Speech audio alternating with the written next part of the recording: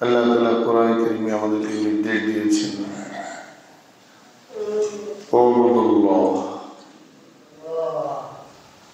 ওয়া মা উমিরু ইল্লা লিয়াবুদুল্লাহ মুখলিসীনা লাহুদ-দীন ফামিনান নাসি মান ইয়াবুদুল্লাহ আলা হারফ। কত আয়াত এগুলোর মধ্যে আল্লাহ তাআলা আমাদেরকে নির্দেশ দিয়েছেন আল্লাহর ইবাদতে, আল্লাহ তাআলার দাসত্বের গোলামি, যেটাকে আরবিতে বলে আল্লাহ ইবাদাহ, আর এটার থেকে নাউন হয়, ইসম হয় আল আবদু, দাস, আর ইবাদাহ হলো দাসত্ব, গোলামি। ওমা খালাকতুল জিন্না ওয়াল ইনসা ইল্লা লিয়াবুদুন। আমাদের এই দুনিয়ার জিন্দেগির মূল কাজই হলো ইবাদত। আমরা খেত খামারে চাষবাস করি, দোকানপাট করি, ব্যবসা বাণিজ্য করি, চাকরি বাকরি করি, কিন্তু এর কোনোটাই আমাদের মাকসাদ না, কোনোটাই আমাদের উদ্দেশ্য না, বরং আমাদের উদ্দেশ্য হলো কি? ইবাদত। এখন ইবাদত করতে হলে সুস্থ থাকতে হবে, বেঁচে থাকতে হবে, আর বেঁচে থাকতে হলে সুস্থ থাকতে হলে কিছু কামাইয়ের প্রয়োজন আছে, খাবারের প্রয়োজন আছে, বাসস্থানের প্রয়োজন আছে, বাহনের প্রয়োজন আছে। এই জন্য এগুলো পিছনে আমাদেরকে শ্রম দিতে হয়, খাটতে হয়। চলো ভাইরা, আমরা এগুলোর পিছনে খাটি, শ্রম দিই, মেহনত করি, খাটাখাটনি করি, কিন্তু কোনোটাই আমাদের মাকসাদ না। আমাদের মাকসাদ হলো আল্লাহ তাআলার ইবাদত। এই জন্য আপনি ইচ্ছা করলে আপনার ব্যবসাকে ইবাদত বানাতে পারেন, আপনি ইচ্ছা করলে আপনার খেতকে ইবাদত বানাতে পারেন। এই দিয়ে আসবেন আমার কাছে, দিয়ে জায়গা আছে,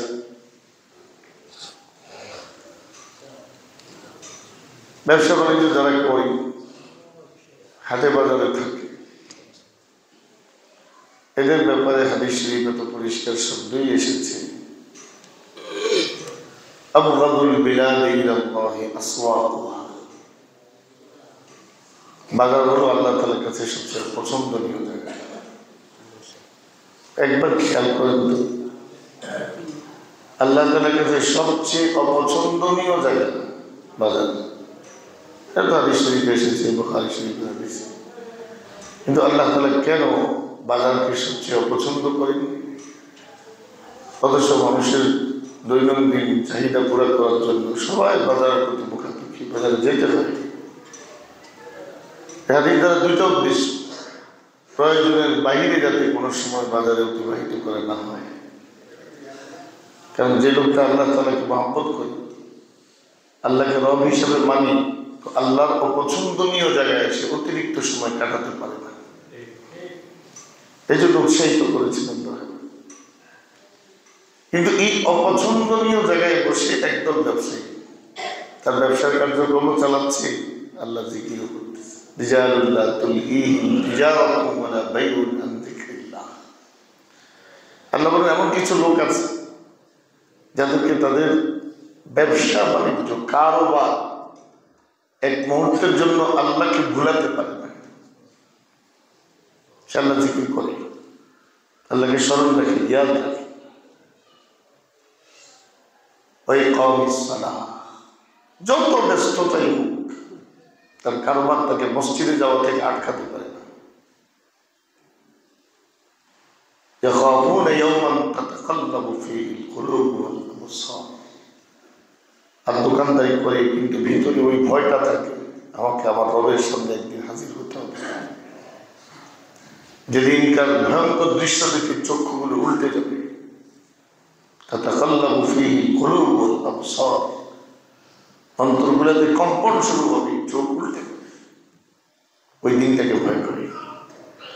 আল্লাহ বলেন লিয়াজজিয়াহুমুল্লাহু আহসানা মা আমিলু ওয়া ইয়াজিদাহুম মিন ফাদলি।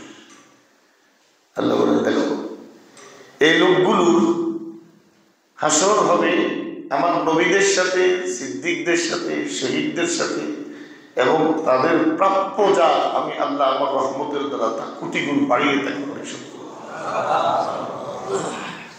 তাহলে বাজার নিকৃষ্ট জায়গা, অথচ এখানে বসে সে নবীর সাথে হাসরে উঠার ফয়সালা হয়ে গেছে। এই বাজারে বসে সিদ্দিকীনদের সাথে হাসরের মাঠে উঠার ফয়সালা হয়ে গেছে, শহীদদের সাথে হাসরে উঠার ফয়সালা হয়ে গেছে। তাহলে ইচ্ছা করলে আমি আমার ব্যবসাকে ইবাদত বানাতে পারি, ইচ্ছা করলে আমি আমার ক্ষেত চাষবাসকে আল্লাহর ইবাদত বানাতে পারি। আমি ক্ষেত খামার কাজ কারবার শুরু করার আগে যদি আল্লাহর কাছে বলি নেই, আল্লাহ এই দুনিয়ার চাষাবাদ কারোবাদ এটা আমার কোনো উদ্দেশ্য না, আমার উদ্দেশ্য তোমার গোলামি, কিন্তু বেশি থাকতে হলে আমার কিছু খাবারের প্রয়োজন, যা দিয়ে আমি সুস্থ থাকতে পারলে তোমার গোলামি করতে পারবো। আমি ক্ষেতের দিকে যাচ্ছি, তুমি সাহায্য করো, তুমি আমাকে ভালো ফসল দিও। বাস এবার আপনার ক্ষেতের দিকে প্রতিটা কদম এখন ইবাদত হচ্ছে। বাস খেতে চলে গেলেন, ওই জ্বালা উঠাচ্ছেন, আল্লাহ জিকির করতেছে। ফসল লাগাচ্ছেন, আল্লাহ জিকির আপনার জবানে আছে, কান খাড়া আছে। কখন মুয়াজ্জিন ডাক দিন, আমি সব রেখে আল্লাহ করে যাবো। আল্লাহ বলেন তোমার এই প্রত্যেকটা ফসল তোমার ঈমানের সাক্ষী দিবে। প্রতিটা গোছা, ওই ধানের গোছা বলতে রব আমাকে লাগানোর সময় তোমার নামটা নিয়েছে, আমাকে পরিচর্যা করার সময় তোমার বান্দার জবানে তোমার জিকির ছিল। এই জন্যই তো হাদিস শরীফে আছে কিছু লোক ইন্তেকাল করার পর রাস্তাঘাট, ক্ষেত খামার, অফিস আদালত সবকিছু আল্লাহর কাছে কাঁদতে থাকে। আল্লাহ তোমার এই বান্দাকে তো নিয়ে গেলা, এখন আর আমার মধ্যে বসে বসে তোমার জিকির করবে কি? মসজিদের ওই জায়গাটা যেখানে সে সেজদা করতো, ওই জায়গাটা কেঁদে বলে আল্লাহ এখন আর আমার উপরে তোমাকে সেজদা করবে কি? যে খাটের মধ্যে আল্লাহ জিকির করতে করতে ঘুমাতো, ওই খাটটা বলবে রব এখন আর আমার উপর তোমাকে ডাকবে কি? আল্লাহ বলেন তোরা কেউ কাঁদিস না এবং কাঁদবিও না, আমার বান্দাকে আমি জান্নাতে হাসি খুশি রেখেছি, তোরা কাঁদবি কেন? আমি তাকে পুরস্কৃত করেছি। আপনার জন্য কাঁদনে হলে হয়ে যাচ্ছে, আপনার খবর নেই তো, আপনি রাস্তা দিয়ে চলছেন, আল্লাহ জিকির ভিতরে ভিতরে আছে, তো আপনার জন্য একজন কাঁদনেওয়ালা হয়ে গেছে। এই রাস্তা আপনার জন্য কাঁদবে, ওই গাড়ি আপনার জন্য কাঁদবে, ওই জমিন আপনার জন্য কাঁদবে। আর আপনার মৃত্যুর পর আপনার সন্তানরা যারা কাঁদবে তাদেরকে আর ভাড়া করে আনতে হবে না, পয়সা দিয়ে আনি শহরের মধ্যে কাঁদানোর লেগে। কাঁদা পার্টি আছে, পয়সা নেই, তো কন্ট্যাক্ট করে যাই ওই বাড়িতে 3-4 ঘন্টা খুব কাঁদে। তার আশপাশের লোকজন মনে করে হ্যাঁ কত জনপ্রিয় মানুষ আছে, তার মৃত্যুতে সুখের ছায়া পড়ে গেছে পুরো এলাকায়, কি কাঁদা। তো পরে 3-4 ঘন্টা কাঁদা তারা তাকে বিল দিয়ে চলে যায়। তাহলে একদল মৃত্যুর পর কাঁদার জন্য লোক ভাড়া করে, আর আরেকদল লোকের জন্য আসমান কাঁদে, জমিন কাঁদে, ক্ষেত খামার কাঁদে, ঘর বাড়ি কাঁদে, দুনিয়ার আল্লাহর মুমিন বান্দারা কাঁদে, ফেরেশতারা কাঁদে। কেমন জিন্দেগি! তাহলে আমাদের উদ্দেশ্য হলো ইবাদত। বলেন আমাদের উদ্দেশ্য কি ভাই?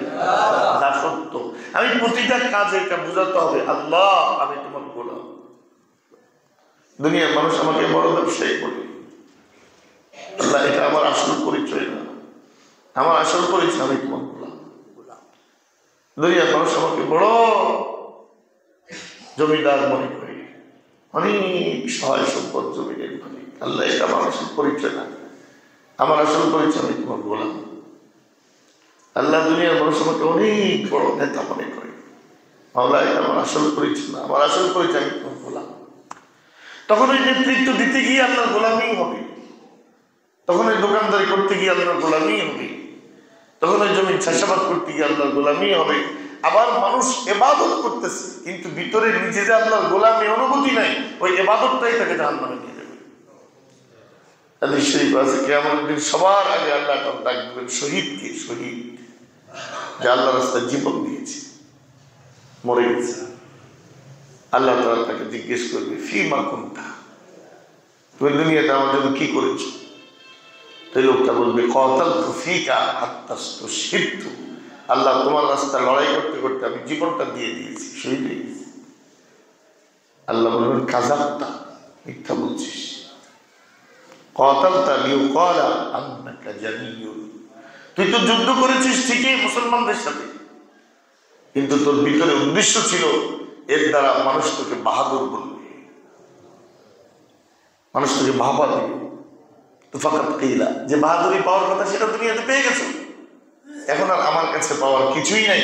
ফাসহিবা ফাউমিরা আলা ওয়াজহি ফাউমিরা ফাসহিবা আলা ওয়াজহি ফাউলকিয়া ফিন্নার, তার দুইটা পাও উপরের দিকে উঠিয়ে মাথা নিচের দিকে দিয়ে জাহান্নামে নিক্ষেপ করা হবে। তাহলে একজন দোকানদারি করেও ইবাদত হয়ে গেছে, আর আরেকজন আল্লাহ রাস্তায় শহীদ হইয়াও ইবাদত হয় নাই, জীবন দিয়েও ইবাদত হয় নাই। আরেকজনকে আল্লাহ দেখবেন তুমি কি করছি না, এ বলবে রব্বি তাআল্লামতুল ইলমা ওয়া আল্লামতুহুন নাস, আল্লাহ আমি ইলম শিখেছি আর মানুষকে ইলম শিখেছি, দিন রাত ইলমের পিছনে কাটাইছি, আমি বড় ইলমের খেদমত করছি, আলেম ছিলাম। আল্লাহ বলবেন কাযাবতা, তুই মিথ্যা বলছিস। তাআল্লামতা ওয়া আল্লামতা লিউকালা আন্নাকা আলিমুন, মানুষ তোকে বড় আলেম বলবে, এজন্য কি ইলম শিখেছিস, শিক্ষা দিয়েছিস, আমার জন্য খরচ নেই, তোর এটা ইবাদত হয় নাই। তার পাওটা উপরের দিকে উঠিয়ে মাথা নিচে দিয়ে জাহান্নামে নিক্ষেপ করো। তারপরে ডাকা হবে সদকা করনেওয়ালা, কি করছস? আল্লাহ দুনিয়াতে এমন কোনো ভালো কাজ নাই যেখানে আমি দান করি নাই। আল্লাহ তোর কাযাবতা, মিথ্যা বলছিস। তাসাদদাকতা লিউকালা আন্নাকা জাওয়াবুন, মানুষ যাতে তোমাকে বড় দানবীর বলে, এই জন্য তুই দান করেছিস। তারপর এটা ইবাদত হয়ে জাহান্নামে, তাকে নিক্ষেপ করা হবে। তাহলে একজন ক্ষেত লাগাচ্ছে, আপনার কাছে কি মনে হয়নি ইবাদত করে? আমি যদি জিজ্ঞেস করি কেউ ভাই এই লোকটা কি করে, কি ইবাদতে আছে না কোন কামে আছে, কি এর ইবাদত হলো, এটা ক্ষেতের মধ্যে পড়ে দিচ্ছে, মানে আপনার কাছে ইবাদত মনে হয় না। আবার আরেকজন কেউ কি করে, দোকানে পড়ে দিচ্ছে। তাহলে একদিকে কিছু কাজ আছে এগুলোকে আপনার কাছে ইবাদতই মনে হয় না, কিন্তু আসলে তার ইবাদত হচ্ছে। আর আরেক দিকে আপনার কাছে মনে হচ্ছে বড় বড় ইবাদত, আসলে গুণান্তি হচ্ছে। তাহলে সবচেয়ে বড় কথা হলো আমার আর আপনার অন্তরে এই অনুভূতি 24 ঘন্টা থাকা। কোন পরিচয় আমার আসল পরিচয় না, আমার আসল পরিচয় হলো আমি আল্লাহ গোলাম। বলেন আমি আল্লাহ, আমি আল্লাহর দাস, আমি আল্লাহর বান্দা। এই কথাটা অন্তরে চাহিদা থাকে সর্বদা, তাহলে আমার জিন্দেগির অবস্থা ভিন্ন রকম হবে। এখন প্রশ্ন হলো ইবাদত যে করব, এই ইবাদতটা হবে কিভাবে? আজ একটা মন খুলে কথাটা শুনে, কোন একটা কাজ ইবাদত হওয়ার জন্য 5 শর্ত। বলেন তো কয় শর্ত? 1 নাম্বার ঈমান। ঈমান ছাড়া কেউ যদি জীবন ভর মসজিদে এসে পড়ে থাকে, তার কোনো ইবাদত হবে না। তাহলে 1 নাম্বার শর্ত কি? ঈমান। ইবাদতের 2 নাম্বার শর্ত হলো ইখলাস। আমার ইবাদতটা হবে শুধুমাত্র কার জন্য? নবীর জন্য হবে। নবীর জন্য ইবাদত হলে সেটাও শিরক হবে, মালিকের জন্য। কারণ নবীর জন্য আপনি ইবাদত করবেন কেমনে? নবী তো আল্লাহর গোলাম। বরং আপনি ছোট গোলাম, নবী হলো আল্লাহর সবচেয়ে বড় গোলাম। আমার রাসূল হলেন আল্লাহর সবচেয়ে বড় গোলাম। এই জন্য কোরআন নাযিল করার ব্যাপারে আল্লাহ বলতে গিয়ে বলেন তাবারাকাল্লাযী নাযালাল ফুরকানা আলা আবদিহি, ওই আল্লাহ বড় বরকতময় যিনি তার কোরআনকে তার গোলামের কাছে নাযিল করছেন। সুবহানাল্লাযী আসরা বিআবদিহি, পবিত্রতা সে আল্লাহর জন্য যিনি তার গোলামকে মসজিদে হারাম থেকে মসজিদে আকসায় নিয়ে গেছেন। সুবহানাল্লাহ। নবীর জীবনের সর্বশ্রেষ্ঠ মর্যাদা 2টা, কোরআন আর মেরাজ। উভয় জায়গায় আল্লাহ গোলাম শব্দ ব্যবহার করছেন। যে আমার নবী আপনি মেরাজে চলে গেছেন, এর অর্থ এই না যে আপনি আমার গোলাম থেকে বাইরে উপরে উঠে গেছেন। আপনার কাছে কোরআন নাযিল হয়ে গেছে, এর অর্থ এই না যে আপনি এখন গোলামি থেকে বের হয়ে উপরে চলে গেছেন, না, বরং আপনি আমার গোলাম। মনে রাখতে, এই জন্য হুজুর বলছেন লা তুতরুনি কামা আতরাতিন নাসারা আলা ইবনে মারইয়াম। খ্রিস্টানরা ঈসাকে বাড়াতে বাড়াতে আল্লাহর ছেলে বানায় দিয়েছে। খবরদার আমার ব্যাপারে বাড়াবাড়ি করো না। ইন্নী আব্দুল্লাহি ওয়া রাসূলুহু, ইন্নামা আনা আব্দুল্লাহি ওয়া রাসূলুহু ফাকুলু আব্দুল্লাহি ওয়া রাসূলুহু, আমি আল্লাহর গোলাম এবং তার রাসূল, তোমরাও বলো মুহাম্মদ আল্লাহর গোলাম এবং রাসূল। আমরা কালিমার মধ্যে পড়ি ওয়া আশহাদু আন্না মুহাম্মাদান, বলেন না ওয়া আশহাদু আন্না মুহাম্মাদান, আমি সাক্ষ্য দিচ্ছি মুহাম্মদ আল্লাহর গোলাম এবং তার রাসূল। তাহলে আমাদের সবার মূল উদ্দেশ্য হলো ইবাদত। কি ইবাদতের শর্ত কয়টি বলেন? 1 নম্বর ঈমান, 2 নম্বর ইখলাস। মানে কি? খাঁটি নির্ভেজাল। অর্থাৎ আমার ইবাদতটা কাউকে দেখানোর জন্য না, কাউকে শোনানোর জন্য না, কেউ আমাকে বাহবা দিবে, কেউ আমাকে নামাজি বলবে, কেউ আমাকে ইবাদত গুজার বলবে, এই উদ্দেশ্যে না। হ্যাঁ, মুরাদনগর ওই চেয়ারম্যান প্রার্থীরে এখনো আমি দেখি মাঝে মাঝে, বেচারা একদিনে আসরের নামাজ পড়ছে 3 বার। কয়বার? এই মুরাদনগর উপজেলা 1 ইউনিয়নে বেচারার লোক আমার এনে মাঝে মাঝে দেখা হয় মাহফিলটা থেকে। তো তার লগেরটা জিজ্ঞেসে 3 গ্রামে 3টা পথসভা, 3 জায়গায় সবার সামনে আছে। তো পরে দিয়া তার লগের একটা লোক এনে এখনো আছে, এই উনি আমার রুমে এসে আমার কাছে পড়লোটা কি ঠান্ডা, একদিনে আসল নামাজ পড়লে 3 বার পড়ছে। আমি এটা ঠিক আছে তো, কারণ একটা সালাতুল ফজর, একটা সালাতুল জোহর, একটা সালাতুল আসর, একটা সালাতুল মাগরিব, একটা সালাতুল তাহাজ্জুদ, একটা সালাতুল ইশা, একটা সালাতুল আওয়াবিন, আরেকটা হইলো সালাতুল ইলেকশন। আরেকটা কি? সালাতুল। এই সালাতুল ইলেকশনে কোনো ওযু লাগে না, সূরা কেরাত লাগে না, ওক্তও লাগে না, বাস মানুষের আল্লাহু আকবার দাঁড়ায় যাও শুরু করে।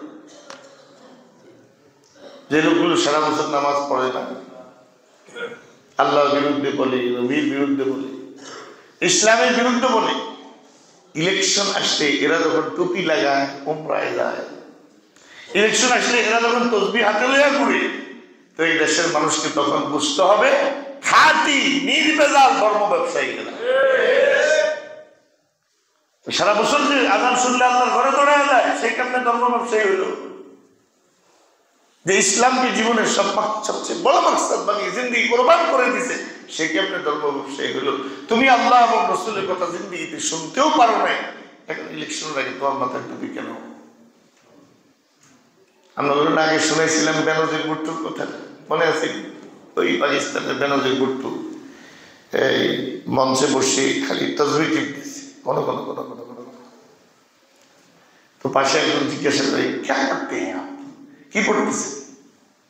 তো मैं आयातुल कुर्सी पढ़ रहा हूं। क्या পড়তেছে? আয়াতুল কুরসি। কুরসি মানে কি? গদি। গদি সিংহাসন আর কি, গদি। তো তারা কেউ বুঝাইছে আর কি, আয়াতুল কুরসি মানে সিংহাসনের আয়াত। এটা যদি তুমি ঠিক মতো পড়ো, তাহলে তোমার গদি আর কোনো দিকে নড়চড় হতে হবে। পড়তেছে তো পাশের দিকে উনি কয়েছে, আয়াতুল কুরসি পড়লে তো একবার পড়তে 1-1.5 মিনিট লাগে, আমি এত ঘন ঘন কে কেমন পড়ে? কারে ভাই, আপনারা তো আগে পড়ে, দোনোটা পড়ে, কুরসির আগেও পড়েন, পরেও পড়েন।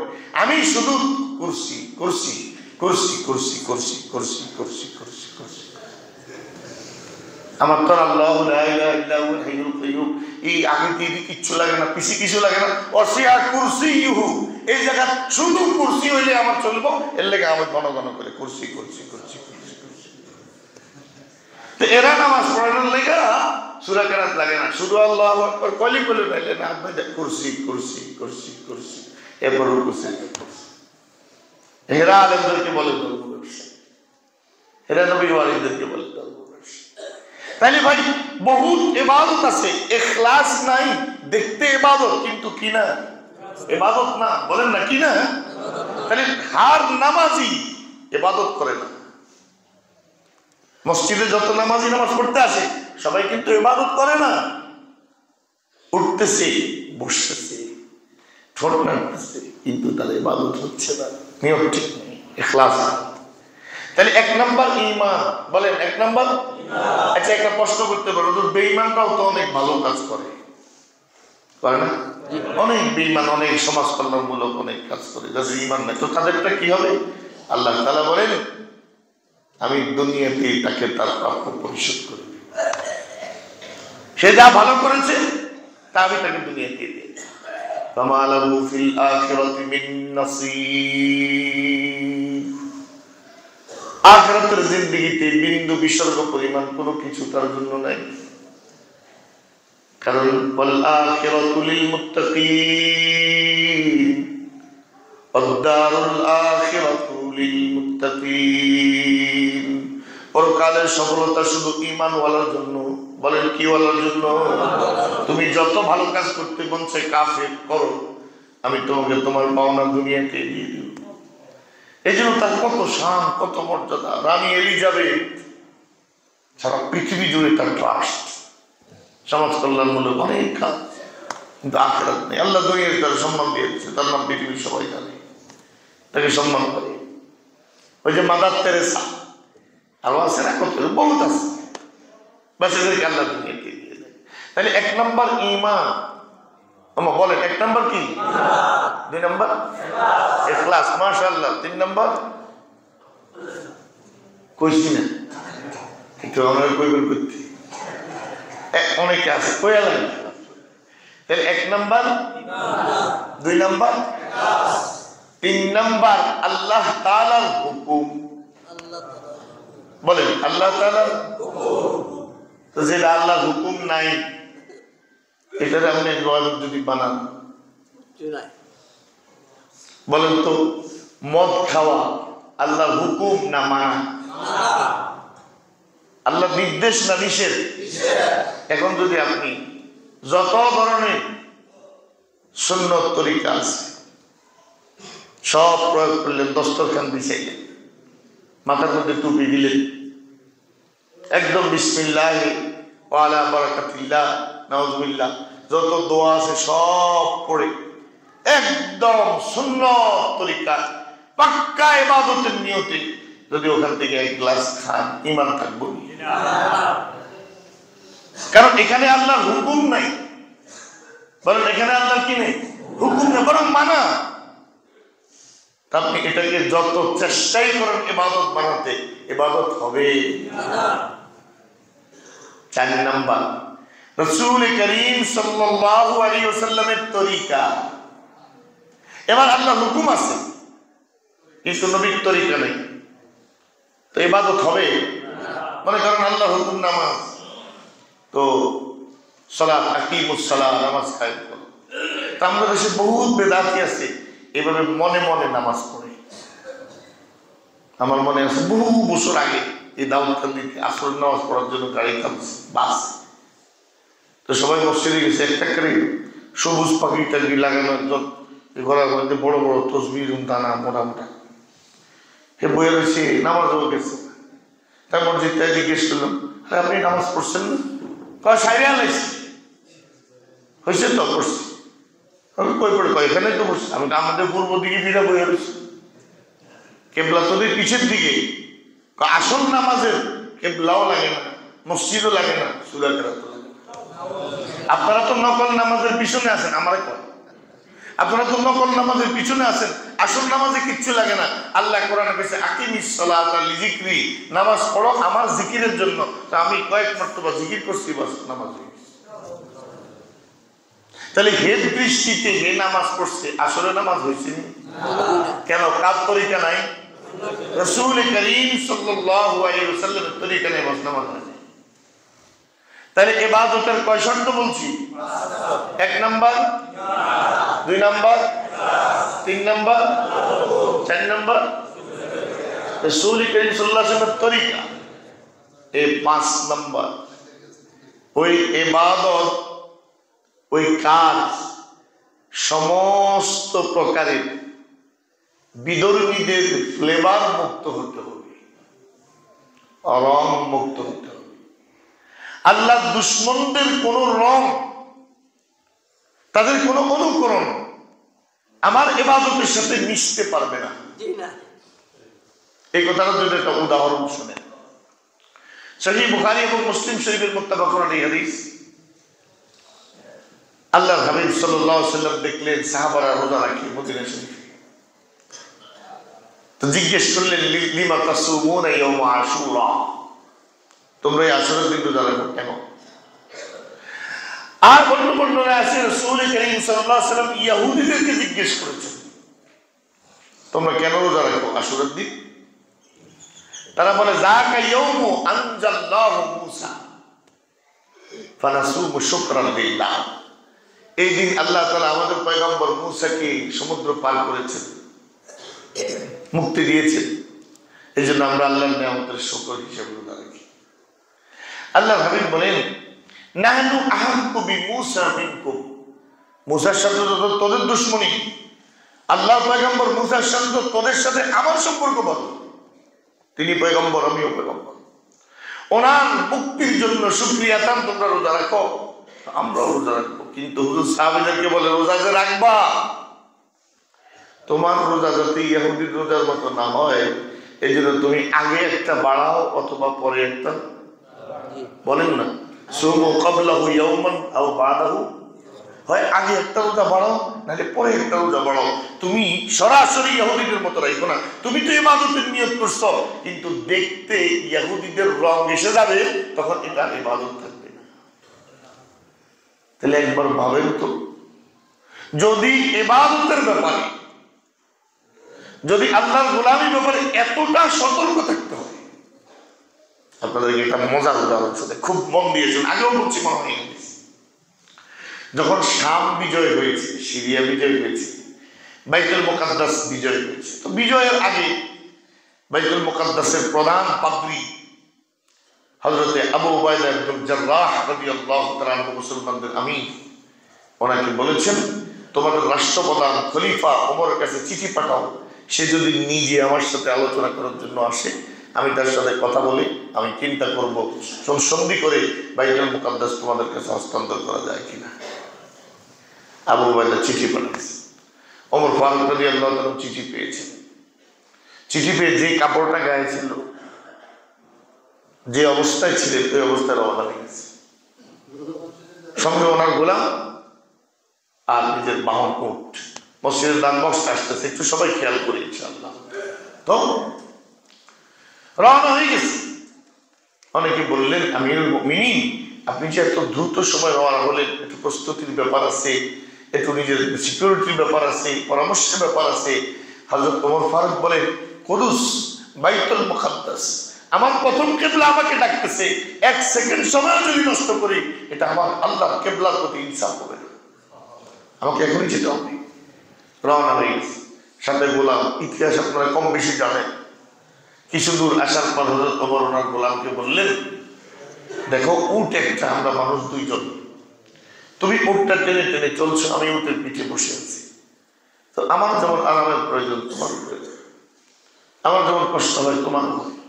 চলো আমরা একটা ভাগ করে নিই, 3 ফারসাখ পরিমাণ জায়গা, তুমি যাবে উটের পিঠে চড়ে, আমি হেঁটে যাব। পরের 3 ফারসাখ আমি উটের পিঠে চড়বো, তুমি হেঁটে যাবে। আলাদা করতে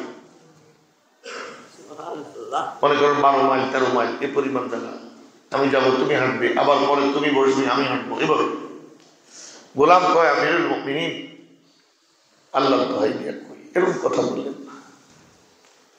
আমি আপনি জমিনে হাঁটবেন আর আমি উটের পিঠে বসে থাকবো, এই দৃশ্যের আগে, এই দৃশ্য দেখার আগে আমার মওত হওয়া একটু ভালো, আমি এটা পারবো না। আমিরুল মুমিনিন ওমর ইবনে খাত্তাব বলেন, তাহলে তুমি কি চাও যে আল্লাহর আদালতে আমি জালিম হয়ে উঠি?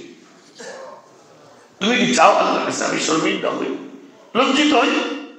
আল্লাহ যদি আমার জিজ্ঞেস করে, সে গোলাম ছিল, তুই দুনিয়াতে তার মালিক ছিলি, তার তত্ত্বাবধায়ক ছিলি, তার কষ্ট হয়েছে, তোর কষ্ট হয়েছে, তোর কষ্ট দিয়ে বরদাস্ত করতে পারিস না, তার কষ্ট দিয়ে কেমনে সইলি, তার হক কেমনে নষ্ট করলি? এই জবাব আমার আল্লাহ জাহান্নাম থেকে বাঁচাও, আল্লাহর গজব থেকে বাঁচাও, আমার কথা মানো। এরপরে যখন গোলাম মানতেছিলেন না, আমার ধমক দিছে। এরপরে গোলাম রাজি হয়েছে। আর এরা তারা লজ্জায় অর্ধ পৃথিবীর বাদশাহ ওমর ইবনে খাত্তাব উটের লাগাম ধরে হাঁটে, আর উটের পিঠে গোলাম বসে আছে।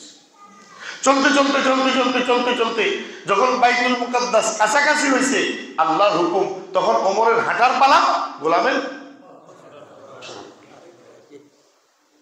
কাফেরদের লক্ষ লক্ষ সৈন্য বাইতুল মুকাদ্দাসের দেয়ালগুলোর উপরে এবং বুরুজগুলোর উপরে দাঁড়িয়ে আছে, তামসা দেখতেছে। গোলাম বললেন, আমিরুল মুমিনিন ফিদাকা উম্মি, আমার মা বাবার জন্য কোরবান হয়ে যাবে। আল্লাহ দোহাই আমরা আর বেইজ্জতি করেন না। এখন যদি আপনি হাঁটেন, আমি উঠে পিছিয়ে বসা থাকি, তো পুরা মুসলিম মিল্লাতের ইজ্জত যাবে। হযরত ওমর বলেন, যখন দুনিয়ার কোনো মানুষ দেখে নাই তখন আমি তোমার সাথে ইনসাফ করছি, আর এখন দুনিয়ার মানুষ দেখতেছে বলে ইনসাফের রাস্তা থেকে আমি সরে যাব, তো আমি তো আল্লাহর গোলাম রইলাম না, আমার তো তুমি মানুষের গোলাম বানাইতেছো। যেমনি সিদ্ধান্ত এমনি হবে। উঠো, উঠের পিঠে উঠো। সে উঠের পিঠে উঠছে। হযরত ওমর ইবনুল খাত্তাব ধরে টানতেছে। চলতে চলতে বাম পায়ের জুতাটা ছিঁড়ে গেছে। হযরত ওমরের তো জুতাটা হাতের মধ্যে, এক পায়ে জুতা এক পা খালি, এভাবে চলছে। আর ওইদিকে খ্রিস্টান পাদ্রী বাইতুল মুকাদ্দাসের বুরুজের উপর চিৎকার করে বলে, বাইতুল মুকাদ্দাসের আসল সংরক্ষক চলে আসছে, দরজা খুলে দাও, গেট খুলে দাও।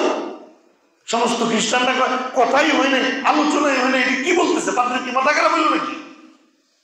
ওই পাদ্রী বলে, না, আমার মাথা খারাপ হয় নাই, আমি পূর্ববর্তী আসমানি কিতাবের মধ্যে পড়েছি একটা লোক আসবে, যে লোকটা বাদশা হওয়ার পরেও তার গোলামকে তার উঠের পিঠে বসাবে, আর তার জুতা ছিঁড়ে যাবে, ছেঁড়া জুতা হাতের মধ্যে থাকবে। তাকায় দেখো, গোলাম উঠের পিঠে মালিক নিচে হাঁটতেছে, আর তার হাতের মধ্যে ছেঁড়া জুতা, দেখো সে বাইতুল মুকাদ্দাসের আসল মালিক। কোন যুদ্ধ নাই, কোনো কথা নাই, সোজা বাইতুল মুকাদ্দাস ওমরের হাতে সুপর্দ করল। আল্লাহ বিজয় করে দিল। এখন হযরত ওমর একটা মসজিদ বানাবেন। বাইতুল মুকাদ্দাস একটা বিশাল এরিয়ার নাম, নির্দিষ্ট কোনো মসজিদের নাম বাইতুল মুকাদ্দাস না। একটা গ্রাউন্ড আছে, বিরাট বড় একটা গ্রাউন্ড, এর ভিতরে অনেকগুলো ছোট ছোট ছোট ছোট মসজিদ আছে। সবগুলোই মানে মসজিদ, যেখানেই নামাজ পড়ে 50,000 টাকাদের সব। তবে এর মধ্যে একটা আছে মসজিদে আকসা, আরেকটা আছে মসজিদুল কিবলি, আরেকটা আছে মসজিদ ওমর ইবনুল খাত্তাব। আর যেটা ছবির মধ্যে আপনারা বড় দেখেন, এটা বানাইছে ওই উমাইয়া খলিফারা, যেটাকে বাইতুল মুকাদ্দাস হিসেবে আপনারা জানেন। এটা আসলে বাইতুল ডোম অফ রক, এটা বানাইছে উমাইয়া খলিফা। তো জানেন হযরত ওমর একটা মসজিদ বানাবেন। এই কথাটা খেয়াল করেন, কেন আমি এই ইতিহাসটা বললাম। দেখুন, মসজিদ বানাবেন যে কেবলা তো কাবা শরীফ, আর এবার বলেন কেবলা কি? তো মুসলমানদের সাথে একজন আছে কাব আল আহবার, তিনি পূর্বে ইহুদি ছিলেন, তাওরাত কিতাবের হাফেজ ছিলেন। তো তিনিও সাথে আছেন, তিনি সাহাবী না, তাবী, কাব আল আহবার, বড় পণ্ডিত। তো তিনি সবাইকে জিজ্ঞেস করতেছেন, ওমরে কোন জায়গায় মসজিদটা হইলে ভালো হয়? ঘুমাই গেছেন নি ভাই? মানে কোনখানে মসজিদটা রাখতে ভালো হয়? দেখুন, মসজিদে আকসা যেখানে, মানে বাইতুল মাকদিস যেটাকে বলে, মসজিদ আকসা যেখানে, এটার পিছনেই এনে একটা জায়গা দেখাইতেছেন কাবে, এখানে যদি মসজিদটা বানানো হয় ভালো হয়। হযরত ওমর বলেন, ইন্নাকা ইমরুন ফীকা ইয়াহুদিয়্যা, তুমি এমন একটা মানুষ, তোমার ভিতরে এমন ইহুদিদের খাসলত রয়ে গেছে। তো কাব বলেন, আমিরুল মুমিনিন কিভাবে? তুমি আমার যে জায়গায় মসজিদ বানাইতে বলতেছ, এই জায়গায় মসজিদটা বানিয়ে নামাজে দাঁড়ালে বাইতুল মুকাদ্দাসের সামনে থাকবে, কাবা শরীফের সামনে থাকবে। কথা বুঝছেন ভাই? তো ইহুদিদের কিবলা কি? বাইতুল মুকাদ্দাস। বলেন না, ইহুদিদের কিবলা কি? তুমি এমন একটা বুদ্ধি আমারে দিছো যে আমি এখানে মসজিদ বানাইলে সামনে বাইতুল মুকাদ্দাসও থাকবে, কাবাও থাকবে, তার অর্থ উভয় কিবলার দিকে ফিরে একসাথে নামাজ পড়া হবে। তুমি আমারে এমন একটা সবক দিচ্ছ যাতে বাইতুল মুকাদ্দাস কিবলার সীমা থেকে বাদ না পড়ে। তুমি মুসলমান হইছ ঠিক, কিন্তু ইহুদিয়তের ফ্লেভার তোমার ভিতরে এখনো রয়ে গেছে, গ্রাম তোমার ভিতরে এখনো রয়ে গেছে।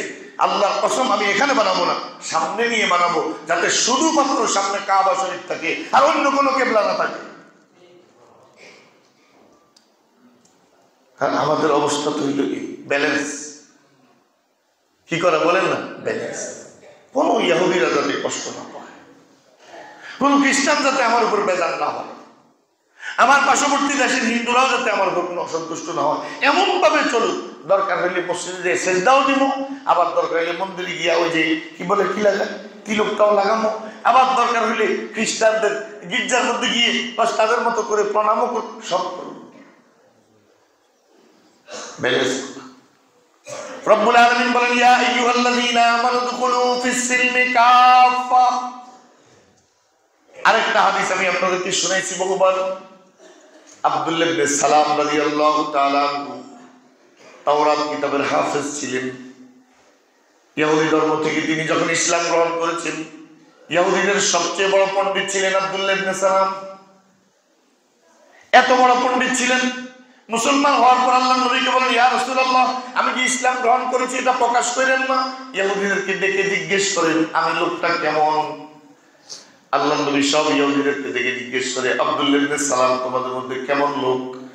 হুয়া সাইয়্যিদুনা ওয়া ইবনু সাইয়্যিদিনা, তিনি আমাদের নেতার ঘরের নেতা, ওনার মতো সম্ভ্রান্ত মানুষ আমাদের ইহুদি বংশে আর নাই, ওনার মতো বড় আলেম আমাদের ইহুদি বংশে আর নাই। আল্লাহর হাবিব বলে তোমাদের কি খেয়াল আব্দুল্লাহ ইবনে সালাম যদি ইসলাম গ্রহণ করে? হতেই পারে না। আব্দুল্লাহ ইবনে সালাম ঘর থেকে বের হয় আর বলে আশহাদু আল্লা ইলাহা ইল্লাল্লাহু ওয়া আশহাদু আন্না মুহাম্মাদান আবদুহু ওয়া রাসূলুহু। কালিমা পড়তে পড়তে বের হয়ে আসছে। ইহুদিরা ওই জায়গা থেকে এখনো নড়েও নাই, ওখানে দাঁড়ায় বলে হুয়া শাররুনা ওয়া ইবনু শাররিনা, আমাদের ইহুদি বংশে তার মতো খারাপ লোক আর ছিল না। তে কি খারাপ?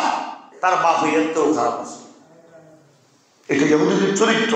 চোখের পলকে এক জায়গায় দাঁড়ায় দুই কথা ইহুদিদের কাজ করো। আব্দুল্লাহ ইবনে সালাম যখন ইসলাম গ্রহণ করছে, ইহুদি ধর্মে উটের গোশত খাওয়া হারাম। বলেন ইহুদি ধর্মে সবাই দেখ পায় না কি ইহুদি ধর্মে উটের গোশত খাওয়া কি? ওয়ালাল্লাযীনা হাদু হারামনা কুল্লাযী যুফুরিন ওয়া মিনাল বাকারি ওয়াল গনামি হারামনা আলাইহিম শুহুমাহুমা ইল্লা মা হামালাত যুহুরুহুমা আবিল হাওয়ায়া আও মাখতালাতা বিআযমিন যালিকা জাযাইনাহুম বিবাগহিম ওয়া ইন্না লাসালিকুন। রব্বুল আলামিন বলেন ইহুদিদের গাদ্দারির কারণে খুর বিশিষ্ট যত প্রাণী আছে সবগুলোর গোশত আমি তাদের জন্য হারাম করে দিয়েছি। তাহলে ইহুদি ধর্মে উটের গোশত খাওয়া কি হারাম? ইসলাম ধর্মে হালাল জায়েজ। বলেন ইসলাম ধর্মে কি জায়েজ আর ইহুদি ধর্মে হারাম। আর ইসলাম ধর্মে কি উটের গোশত খাওয়ার বাধ্যবাধকতা আছে? কেউ যদি উটের গোশত না খায় হে বেঈমান হয়ে মরবো নাউযুবিল্লাহ, এরকম কোনো কথা আছে কি? উটের গোশত জিন্দেগিতে এক টুকরা না খাইলেও কোনো গুনাহ হইতো না। এখন হযরত আব্দুল্লাহ ইবনে সালাম মনে মনে ভাবলেন আমি যেহেতু এখন মুসলমান হয়েছি, ইহুদিদের সাথে আমার দুশমনী তো এমনি তুঙ্গে, তারা যে কোনো মুহূর্তে আমাকে হত্যা করতে পারে, ষড়যন্ত্র আমার পিছনে পিছনে করতেছে। এখন যদি আবার শুনে আমি উটের গোশত খাওয়া দোষছি তাহলে তো তাদের হিংসা আরো বাড়বে। তাহলে আমি এক কাম করি, উটের গোশত খাওয়া ইসলামের জরুরি না। যদি উটের গোশত এক টুকরাও না খাই তাহলে আল্লাহর কোনো হুকুম লঙ্ঘন হবে না, নবীর কোনো তরিকাও লঙ্ঘন হবে না। আর যদি না খাই তাহলে ইহুদিরাও একটু খুশি থাকবে, তারাও আমার উপর বেশি নারাজ হইল না। তাহলে একটা ব্যালেন্স হয়ে গেল। সঙ্গে সঙ্গে আল্লাহ আয়াতটা নাযিল করছে ইয়া আইয়ুহাল্লাযীনা আমানু দুখুলু ফিস সিলমি কাফা। হে মুসলমানরা ইসলামের মধ্যে পরিপূর্ণ প্রবেশ করো, ইসলামের মধ্যে পরিপূর্ণ রূপে প্রবেশ করো। এদিকেও রাজি এদিকেও রাজি, এমন মুসলমানের কোনো মূল্য আমি আল্লাহর কাছে নাই। ইসলামে ঢুকলে পুরোপুরি ঢুকো, ইসলামে প্রবেশ করলে পুরোপুরি প্রবেশ করো। হেরাও রাজি থাক হেরাও রাজি থাক, আল্লাহ ভি রাজি রহে শয়তান ভি নারাজ না হো। আল্লাহ খুশি থাক শয়তানও বেজার না হোক, কি দরকার জামিলে বল থাক, শয়তানও খুশি থাক আল্লাহ খুশি থাক। এই তরিকার মুসলমান তোমার এই ইসলামের কোন মূল্য আল্লাহর কাছে নাই। পরিপূর্ণরূপে ইসলামে শামিল হতে হবে, দাখিল হতে হবে, আমার আল্লাহর হুকুম পরিপূর্ণ মানতে হবে।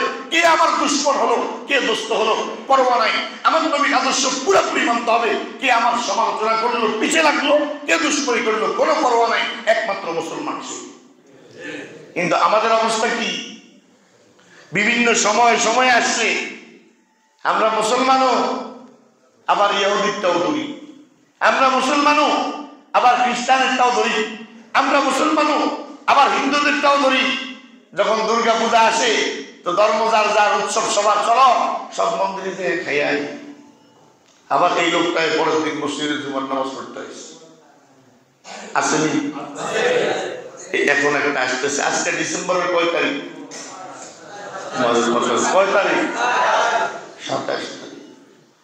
এই 31শে ডিসেম্বর দিবাগত রাত 12টা 1 মিনিট বাজলে এটার নাম 31st নাইট। কি নাম? কি নাম? আগে একদম হাই সোসাইটি, হায়ার সোসাইটিতে এইগুলো কিছু কিছু পালন করতে একটা সময়। এখন গ্লোবালাইজেশন, বিশ্বায়নের যুগ, প্রযুক্তি, সায়েন্স, টেকনোলজির যুগ। এখন আর কোনো গ্রাম নাই। এখন ওখানে যা, ওই গ্রামেও তা, প্রত্যন্ত অঞ্চলেও তা। আতশবাজি, ফটকাবাজি, ড্রামে মদ শেষ করা, গার্লফ্রেন্ড নিয়ে ঘুরে বেড়ানো, অবাধ যৌনাচার, অশ্লীলতা, পাপাচার, এই সব কিছুর প্যাকেজের নাম হলো 31st নাইট। এটার মধ্যে ধর্ষণ আছে, জেনা আছে, ব্যভিচার আছে, অপচয় আছে, অপব্যয় আছে, হারাম কারবারের একটা প্যাকেজ। লক্ষ লক্ষ মানুষের ঘুম নষ্ট করা, বিশ্রাম নষ্ট করা। 2021 সালের এই ডিসেম্বরের 31 তারিখ রাত্রে শুরু হয়েছে আতশবাজি। ঢাকাতে এক ছেলে ওমায় তার বাসার সামনে আতশবাজি আর ফটকাবাজি শুরু হয়েছে, বিশাল করে আওয়াজ হচ্ছে। ছেলেটা শেষ রাত্রে শ্বাসকষ্ট শুরু হয়েছে, পরের দিন হসপিটাল গেছে, ডাক্তার বলে কাল রাত্রে ধামাকার কারণে ছেলেটি স্ট্রোক করে মারা গেছে। হসপিটাল নেওয়ার পর মৃত ঘোষণা করছে, ডাক্তার মরে গেছে। তোমার কাজ, তুমি মুসলমান, তোমার কাছে 31st নাইট করতে আসলো। তুমি মুসলমান, ক্রিসমাস ডে তোমার কাছে কোত্থেকে আসলো? তুমি মুসলমান, দুর্গা পূজা তোমার কাছে কোত্থেকে আসলো? তুমি মুসলমান, বড়দিন তোমার কাছে কোত্থেকে আসলো? তুমি যদি মনে করো এটাও করব এটাও করব, তোমার মতো মুসলমানের কোন মূল্য আমার আল্লাহর কাছে নাই। আমার রব চায় খাঁটি হয়ে আসো, নির্ভেজাল হয়ে আসো। ইন্নাল্লাযীনা ইউহিব্বুনা আন তাশীআল ফাহিশাতু ফিল্লাযীনা আমানু লাহুম আযাবুন আলীম। রব্বুল আলামিন বলেন, যারা সমাজে বিভিন্ন দিবসের নামে, বিভিন্ন নামে সমাজের মধ্যে অশ্লীলতা ছড়িয়ে দেয়, পাপাচার ছড়িয়ে দেয়, গুনাহ ছড়িয়ে দেয়, আল্লাহ বলেন তাদেরকে আমি সবচেয়ে ভয়াবহ আযাব দিব, কঠিন শাস্তি দিব। এখন আপনার কাছে ফেসবুক আছে, লেখা দিলেন শুভ 31st নাইট। পুরা দেশের মধ্যে নয়, পুরা বিশ্বে মিলা যত মানুষ যত গুনাহ করলো, ওই গুনার সাইলাবের ভিতরে আপনি নিজেকেও ঢুকে দিলেন। আপনি নিজেও গজবের ভিতরে শামিল হয়ে গেলেন, নিজেও আল্লাহর আযাবের ভিতরে ঢুকে গেলেন। হযরত ওমর ফারুক রাদিয়াল্লাহু তাআলা বলেছেন, লা তাদখুলু কানাইসাল মুশরিকিনা ফি আয়াদিহিম। আল্লাহর দুশমনদের আনন্দের দিনগুলোতে খবরদার তোমরা অংশগ্রহণ করো না। ফা ইন্নাস সাখতাতা তানজিলু আলাইহিম, কারণ তখন আল্লাহর গজব লাগাতার বর্ষিত হতে থাকে।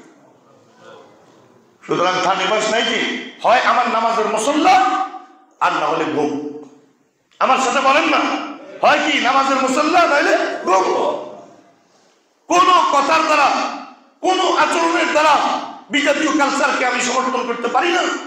কোন আচরণের দ্বারা আমার জাতি ধ্বংসের মিশনে আমি শামিল হতে পারি না। এই 31st নাইটে কত হাজার কোটি টাকা অপচয় হবে, অথচ একটা কম্বলের জন্য কত বৃদ্ধ কাঁপতে কাঁপতে পৃথিবী থেকে চলে যেতেছে। মুসলিম যুবক একটু খাবারের জন্য ডাস্টবিনের ভিতর থেকে ময়লাগুলো বের করে করে খাইতেছে তোমার মুসলমান ভাই। ফিলিস্তিনি এক টুকরা রুটির জন্য তোমার মুসলমান ভাই হাহাকার করতেছে, আর তুমি 31st নাইট নিয়ে আছো। তুমি আল্লাহকে মুখ দেখাবে কিভাবে? তোমার কি একটু লজ্জাও করে না যে ইহুদিদের উপর আল্লাহ গজব নাযিল করছেন, যে খ্রিস্টানরা আল্লাহর অভিশপ্ত জাতি, এদের কালচার ধরতে তোমার একটু হায়াও লাগে না? তোমার লজ্জাও লাগে না? আখিরাতে কি হবে? দুনিয়াতে যারা যাদেরকে ভালোবাসবে আর পছন্দ করবে, দুনিয়ার মধ্যে আমরা দেখতেছি তারা বাইকা যায় তার কাছে উঠে। বাশার আল আসাদ আল্লাহকে বাদ দিয়ে দোষে রাশিয়ারে ভাগ্য যে রাশিয়ার কাছে আশ্রয় দিচ্ছি, কমিউনিস্টদের কাছে। আমাদের দেশের না মুসলমান হিন্দুদের প্রতি প্রেয়ার করছে বেশি, বস ভাগ্য হিন্দুদের কাছে গিয়ে আশ্রয় নিচ্ছে। দুনিয়াতে তো দেখা যায় যে যার লগে সে তার কাছে যায়। এবার আখিরাতে কি দেখা যাবে চিন্তা করো। যে নবীর সাথে সে নবীর সঙ্গ, যে নবীকে ভালোবাসবে সে নবীর সাথে, যে আল্লাহর দ্বীনকে ভালোবাসবে সে আল্লাহর পেয়ারা বান্দাদের সাথে হাসরের মাঠে উঠবে। এজন্য 31st নাইট আমার নয়। ও ভাই বলেন 31st নাইট, আরো জোরে বলেন 31st নাইট আমার নয়, 31st নাইট আমার নয়, 31st নাইট আমার দেশের নয়, 31st নাইট আমার সন্তানের নয়। কোন সন্তানকে যদি দেখেন মা বাপ 31st নাইটে কাউকে উইশ করে, সাবধান করবেন, সতর্ক করবেন, তাহলে আপনিও আল্লাহ আদালত পাবেন। এগুলো আমাদের কালচার নয়। আল্লাহ আমাদেরকে এই সমস্ত বিজাতীয় কালচার থেকে হেফাজত করেন, আমিন। আল্লাহ আমাদের ঈমানটাকে হেফাজত করার তৌফিক দান করেন, আমিন। কিছু বলি। সুতরাং একটা শব্দ শুধু শেষ হবে। গত সপ্তাহে দাওয়াত ও তাবলীগের ব্যাপারে আপনাদেরকে বলছিলাম যে মনে আছে, বিস্তারিত বলছি। প্রত্যেক জুমায় এসব বিষয় বলা পছন্দ না, তবে আসা আন তাকরাহু শাইআন ওয়া হুয়া খায়রুল লাকুম। বহু জিনিস আছে আল্লাহ বলেন তোমরা অপছন্দ করো, আসলে এর ভিতরে কল্যাণ আছে। আমাদের এই কুমিল্লা জেলার সবচেয়ে ভয়ঙ্কর সন্ত্রাসীরা ছিল এতাতিদের দাউদকান্দিতে। গতকাল রাত্রে তাদের ফুল টিম একসাথে এসে মসজিদে তওবা করে আলেমদের সাথে চলে আসছে। কুমিল্লা জেলা আর অনেক জায়গায়, কিন্তু আফসোস ছিল মুরাদনগর নিয়ে। এই মুরাদনগর কোম্পানি কত শত শত হাজার হাজার সাথী তওবা করে ফিরে আসতেছে। কারণ তারা যখন দেখছে সর্বনাশ, জুব্বা গায়ে দিয়ে পাগড়ি লাগিয়ে এরা দাড়ি পাকা মুরব্বীকে সবাই করে দিচ্ছে। হাফেজে কোরআন ছেলেটা বলতেছে, গত সপ্তাহ বলছিলাম, সে বলছে আমি হাফেজ, আমি তো ভাই ইস্তেমার মাঠের পাশ লাগাইতে আসছি, আমার কিল্লেকে মারো। তারে চিৎ করে শোয়া তার বুকের মধ্যে লাফতে দিয়া কর, তোরেও খাইছি, তোর কোরআনরেও খাইছি। এই দৃশ্যগুলো যখন সামনে আসছে, তওবার জোয়ার হয়ে গেছে। যাদের দিলে বিন্দু পরিমাণ লজ্জা আর অনুশোচনা আছে, আল্লাহ তাদেরকে তওবা নসিব করতেছে। আমি একটা সপ্তাহ মুরাদনগরে কোনো বিক্ষোভ মিছিল করি নাই, শুধু দোয়া করতেছিলাম আল্লাহ এই মুরাদনগর কোম্পানিগুলোর লোকগুলোকে ফিরে আনো। আমাদের মামলার সব প্রস্তুতি সম্পূর্ণ, বাস মামলা কমপ্লিট হয়ে গেলেই ইনশাআল্লাহ আমরা ইউনো অফিস ঘেরাও করবো ইনশাআল্লাহ। বলেন শুধু 24 ঘন্টার আলটিমেটাম দিব মুরাদনগর প্রশাসনকে, যে যারা মুরাদনগর থেকে টঙ্গীর মাঠে গিয়ে সন্ত্রাসী কার্যক্রম চালিয়েছে, আমরা সব তথ্য সংগ্রহ করেছি, 24 ঘন্টার মধ্যে গ্রেফতার করতে হবে এবং তাদের এই সমস্ত অশুভ কর্মকাণ্ড উপজেলা বন্ধ করতে হবে। একদম সাফ কথা। আল্লাহর শুকর, গতকাল সিদ্ধান্ত হয়েছে কাকরাইল মসজিদে তাদেরকে আর ঢুকতে দেওয়া হবে না।